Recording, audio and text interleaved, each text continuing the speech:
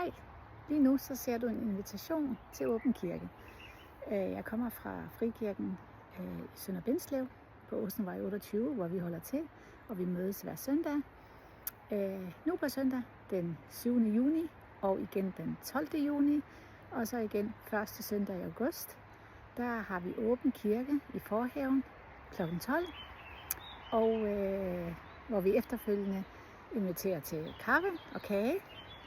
Jeg kan sige, at nu på søndag, så er der rester fra en børnefødselsdag, der bliver serveret. Men I er simpelthen så velkommen at være med. Snak med os, find ud af, hvem vi er. For vi er helt almindelige mennesker, der mødes. Men vi er almindelige mennesker, der elsker Bibelen og elsker Gud og Jesus. Men glæder os til at se jer.